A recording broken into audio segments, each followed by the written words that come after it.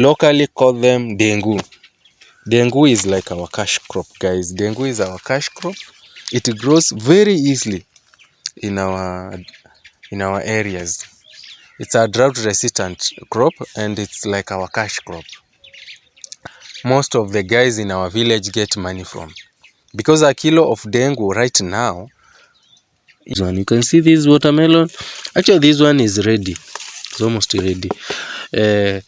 Funny enough, in our area you'll find watermelons which are white inside, like I have shown in another video over there. You'll see, I'll just put the video over there, or even the pictures. We'll see we have watermelon which is white inside. So we have two varieties of watermelons. They are white watermelons and red watermelon. These major brands for alcohol, just like millet, just like sorghum. So it's also a very nutritious commodity when it comes to porridge. It has a very high nutritional value when it comes to porridge. Just like sorghum, millet, a kg goes. When sorghum is ripe, it's almost ready to be harvested, or when it matures completely, it turns its color to either red or white. We have two varieties of sorghum in our area. We have white, like this one is white. Yes, this is written Ndoko. It comes with many colors. You can find this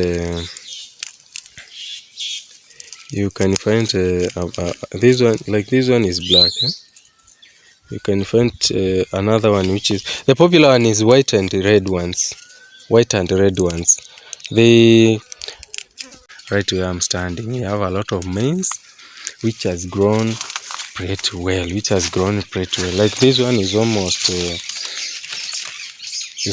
drying up. It's almost drying up and ready to be plucked. So guys, we next time you visit Cumberland,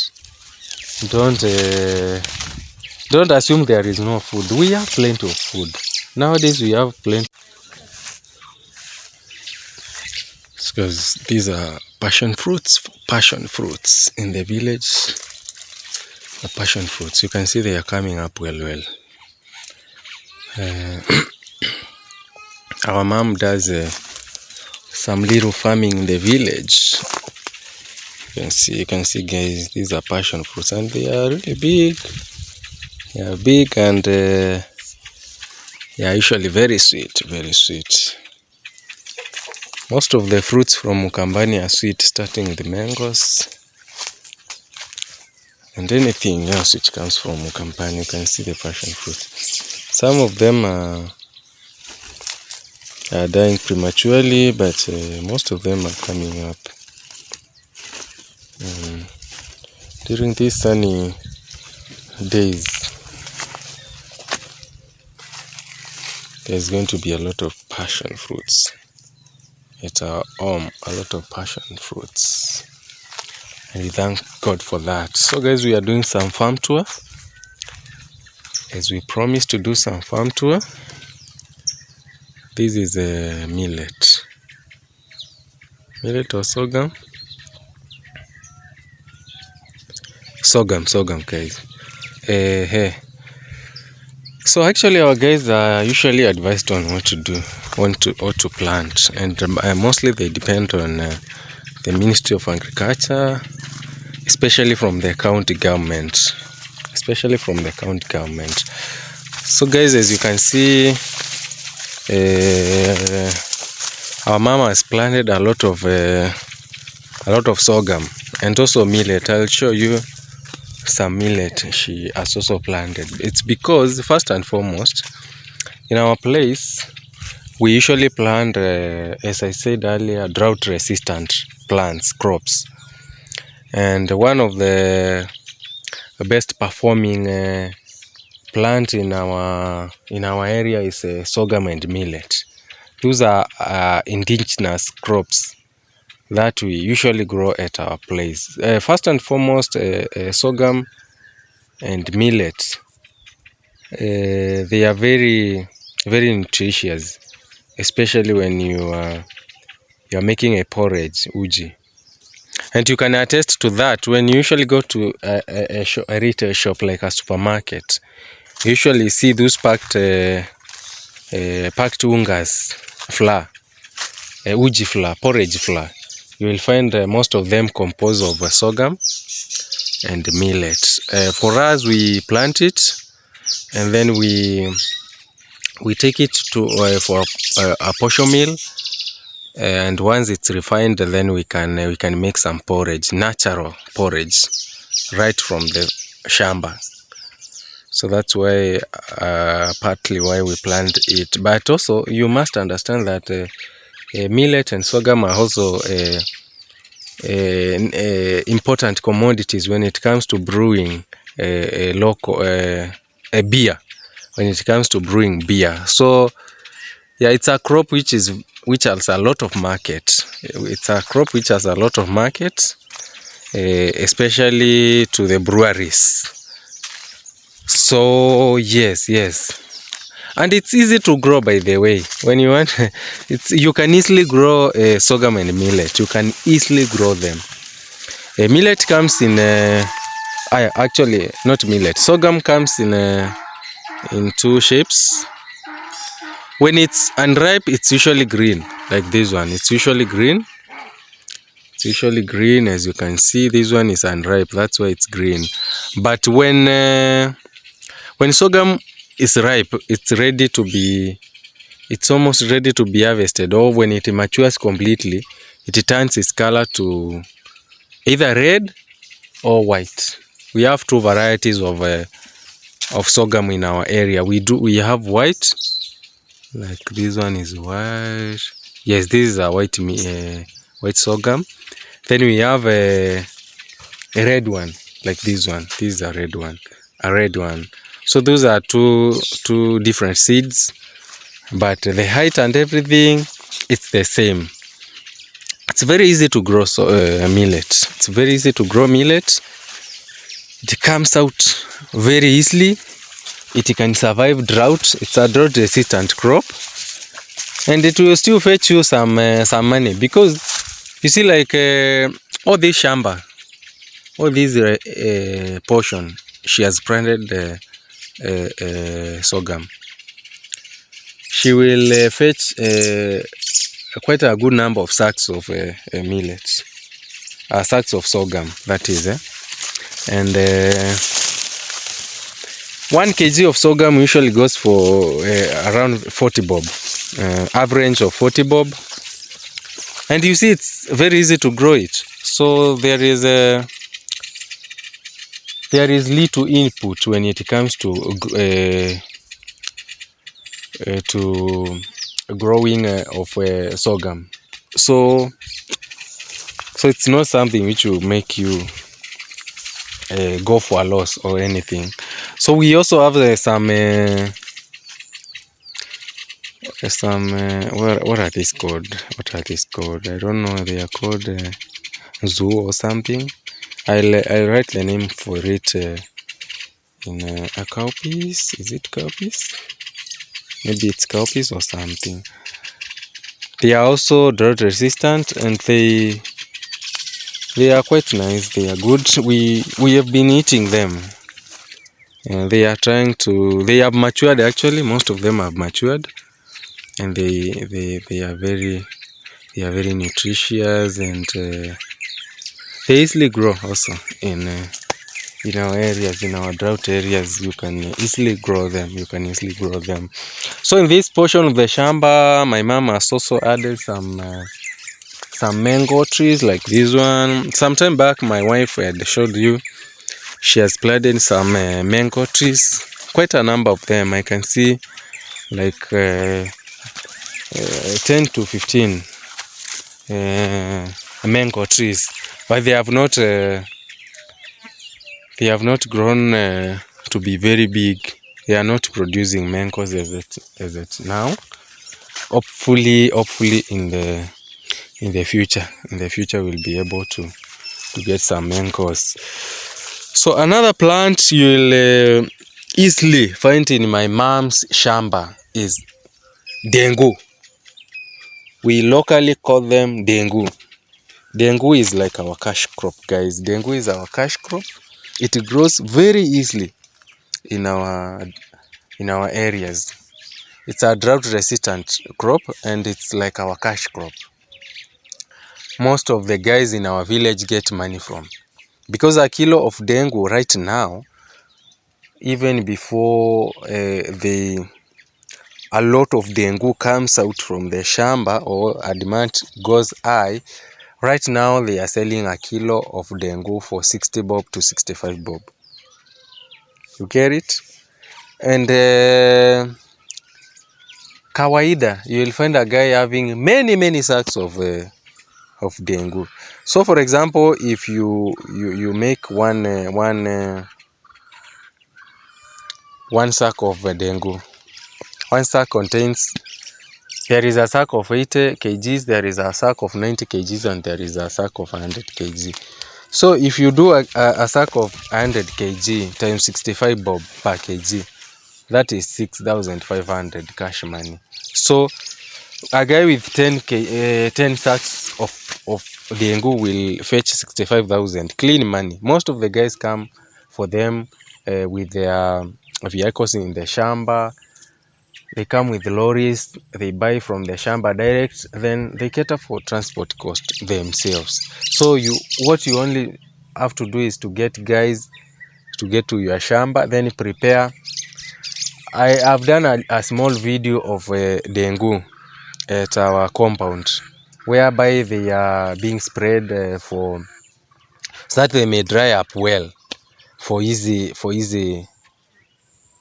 what, ndio ziweze kutengenezwa rahisi, kutolewa hizo begu. There is a small process they do. They beat them, then they winnow, then they separate chaff from the Denu. Then the Dengus are ready for sale. It's usually a small tedious process, but it's worth it, because bearing in mind a kilo of Denu will go up to 100 bob. Especially after a while, you'll find a kilo selling for 100 bob. So if like you have a sack of Denu, Denu is green grams, guys. If you have a sack of Denu of 100 kgs, and a kg going for like 80 bob or 100 bob, that will fetch you up to 8k or even 10,000, and that's good money. That's good money.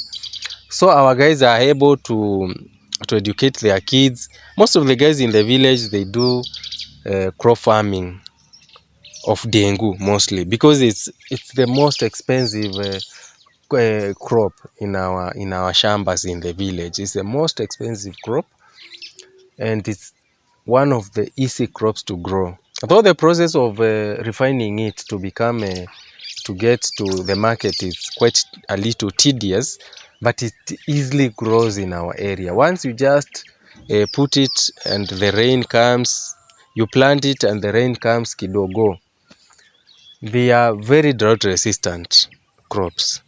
So you'll be able to fetch your crop after a while. Yes, and get and mostly, if you don't want, sometimes if you take it to the market, you'll get a better price. But to avoid all that hassle, most of the guys prefer selling to the local guys who come with either lorries, or a local guy buys many sacks of Denu, then they resell to lorry guys at a little profit. So guys, this is a very important commodity in our farms here in the village. Very important commodity for especially campers in this area of ours. This is what most of the parents in the village educate their kids with. That is what most of the parents educate their kids with, and we really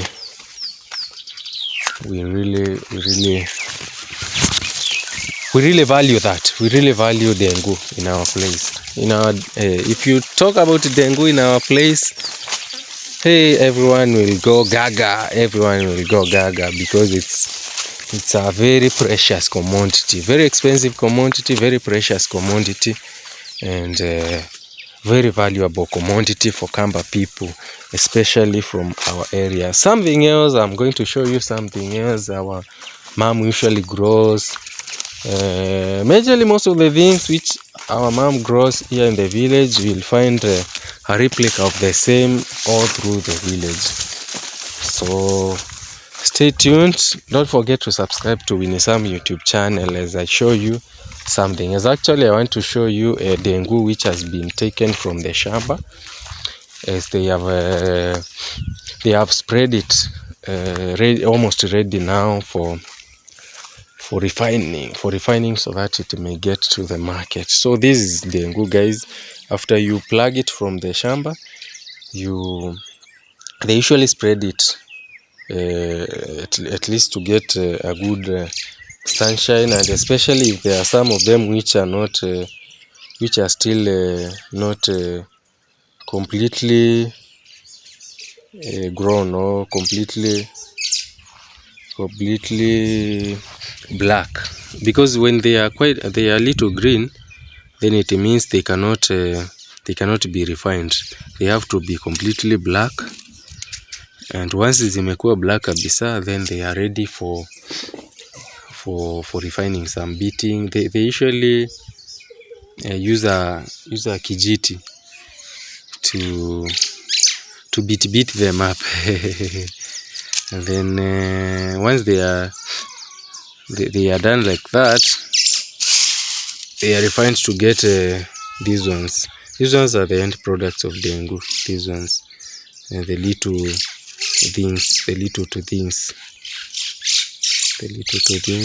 things like these ones. These are the final product of dengu as you see them in your local markets. We have a different variety of dengu, but in our area the most popular dengus are these small ones. We also plant some other a little bigger grain dengu called busia, which is usually popular in Nairobi, but mostly in the village this one is the most popular and is the most sweetest. It's very sweet, this one. So this is the final product of dengu. It's a very precious commodity in our Kamba area, and with this you can never go wrong. A kilo will sometimes go even to 100 bob, guys. So that is all you need to know about dengu. So I want to show you something called millet, mawele. So our mom also grows something called millet. This is millet. So a millet like this means is still growing. It's not fully grown, but let me show you a millet which has fully grown. A millet is quite tall. These ones are fully grown.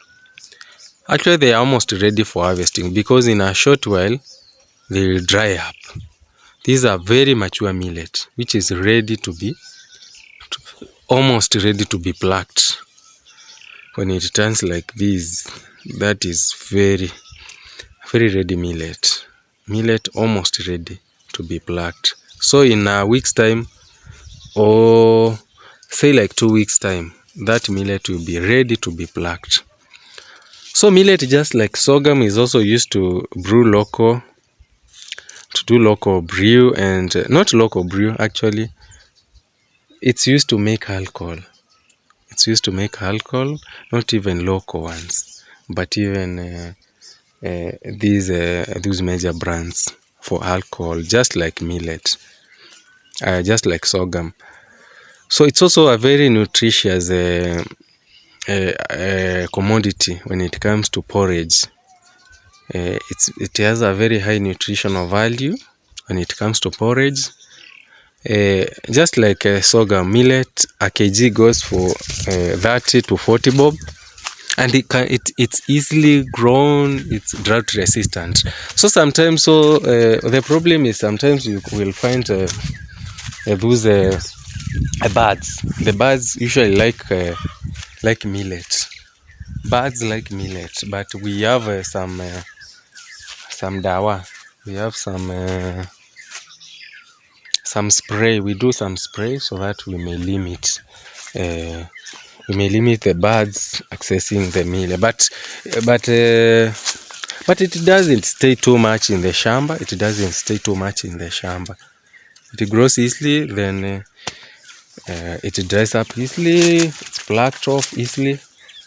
Then when it's ready, you put it in the sacks, ready for selling. You can also package it into 80, 90 kg or even 100 kg sack, and then a kg goes for between 30 bob to 40 bob. And when the market is very, very, very, very generous, it can even fetch 50 bob per kg. Another crop you will find in our mom's shamba is this one. What is the name of this one? In our local language, we call it ndoko or ndoko. It comes with many colors. You can find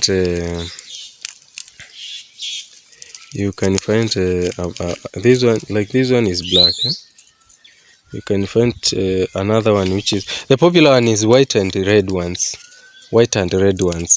They are most recommended to be mixed with githeri, to be mixed with maize in our area and in our county, because they don't usually have acid, unlike beans which have acid. These ones don't have acid, so they are highly recommended. And they serve the same purpose as beans. Actually, if you haven't come across these ones, when they are in the food, you won't easily differentiate them with the beans. Although beans are a little bit bigger than these ones, they come with different colors. The popular ones are white ones and red ones. Red ones are sweet, white ones are very popular and they are very sweet. The black ones, not very popular. Most of the guys won't know the white one. Okay, another plant which is found in our mom's shamba is the maize. I know most of us know about maize. Some guys were even asking, hey, so Ukambani, you can find maize? Yes, we do grow maize, of course, depending with seasons. Like this season, the maize in our area has really grown well. The maize has grown very well, as you can even see right now where I'm standing from. I'm just near the home compound. I've not even gone too deep into the shamba, but you can easily see good maize, good quality maize. We have eaten the maize, raw maize. It's good enough. And maize, we don't grow much maize in our village. We grow little portions of maize, and most of the maize we grow in our village is just for eating. We grow them, and when they dry up, we put them in the sacks. We spray them to do away with pests. Then then we keep them. We keep the maize for eating mostly. If we sell, we just sell in small scale. You can see like this one is very huge maize. It's a very huge maize. I know some guys call maize corn. In some other countries, maize is usually called corn. So it's the same thing. It's the same. Corn, maize is the same thing. So maize to us is sometimes it fails because of we usually don't receive high levels of rainfall in our village, in Cumberland generally, in our Kamba nation, or even in our Kamba region. But that one doesn't stop us from growing different crops. You can see maize, a lot of maize everywhere. Right where I'm standing, we have a lot of maize which has grown pretty well. Like this one is almost drying up. It's almost drying up and ready to be plucked. So guys, we next time you visit Cumberland, don't assume there is no food. We have plenty of food. Nowadays we have plenty of food in Ukambani, so you are most welcome in our village. We also have something else called watermelon, like this one, guys, like this one. You can see this watermelon. Actually, this one is ready. It's almost ready. Funny enough, in our area you'll find watermelons which are white inside, like I have shown in another video over there. You'll see, I'll just put the video over there, or even the pictures. We'll see we have watermelon which is white inside. So we have two variety of watermelons. They are white watermelons and red watermelons. I know most of the guys are familiar with the red watermelons, which are usually popular in the city. Actually, if you bring these white, when I say white watermelons, I mean inside you find it's purely white, but it tastes like just the red watermelon. Is sweet, has a lot of water, but it's red. It's white from inside. So if you take the red watermelon in town, most of the guys won't eat it because they will say, hey, hapana, hatujui hiyo, sisi tunajua tu ile ya red. So guys, I think those are the most popular crops that you'll come across in our village. Oh no, there is something else which we usually grow in our mom's shamba, and it's very popular even within our area. It's drought resistant also, and it grows well. And the cassava plant, guys, this is a cassava plant. So for those guys who have grown cassava, they know you get from the root, you go down to the root, then you are able to get some big roots of cassava. Cassava is very nutritious, especially you can even cook cassava in the morning, prepare it as a breakfast, or even prepare it as a dinner. Cassava is very nutritious. You can see many cassava plants in that one is also a cassava plant in our place. That one is also a cassava plant. They are quite a number, especially here. There are quite a number of them. So guys, you can see we have several variety of plants which we grow in our local shamba here in the village. So next time you think of coming to Ukambani, or you think of farming in Ukambani, think in those lines. Think in that line of having crops which are drought resistant, as I have explained, guys. So don't just plant anything, so that you may. Mostly in our area, we don't grow a lot of beans. We have little beans here and there, but we don't grow much of beans, because beans don't do well, especially in this dry area. But all the other crops I've shown you guys, green grams, cowpeas, some maize, sorghum, millet, cassava, watermelons, all those ones, guys, they grow very well in our village. So when you come here, you should be well conversed with whatever plants will do well in our place, so that you may do the right thing. So guys, you have seen it, you have heard it from the horse's mouth. So next time you get to Ukambani, don't let those guys fail to give you enough food, telling you there is no food in Ukambani. In Ukambani, we usually harvest enough food. It's only sometimes when the rains fail. But if you have planted the right crop, especially for Denu, for green grams, you'll definitely have an harvest. You'll harvest something, and you'll be. And also, one thing you must understand: when the rains fail, and you have planted the right crop like green grams, so the prices of green grams go very high. They go very high. That is the time you will sell a kg of green gram to up to 90 bob, or even 100 bob. So always take advantage. And even one thing you must also understand about our place is that you need to plant early enough. When you hear like the rains are almost coming up, when the rains are almost coming up, there is a smell which comes to the land. after dry season, when we are approaching a rainy season, there is that smell which comes from the ground. That is the best time to plant, especially drought resistant crops like Denu, Sorghum and Millet.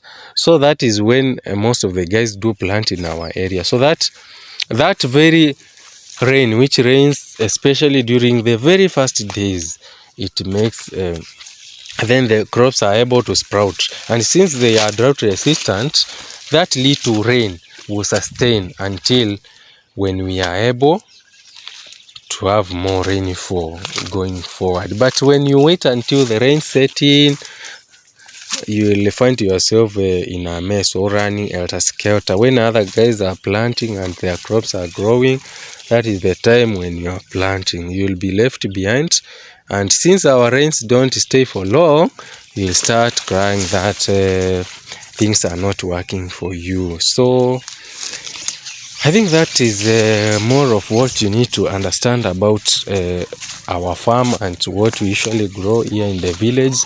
And you must know that it cuts across all the farms in our village. It's not like our mom grows something which is not grown by other people. It's the same concept I've told you. Use the same concept. If you follow my instructions well, then you won't cry of anger. You won't say like Ukambani there is no food or anything. You will always have sufficient food, and you'll enjoy, and everything will be okay. So guys, stay tuned for more of these videos. We at Winisam YouTube channel, we are ready to inform you. We are ready to educate you on whatever little knowledge we have. And we are ready to take you for adventure. We are even ready to inspire you. We are ready to motivate you. So guys, stay tuned. Don't forget to subscribe to our YouTube channel, guys.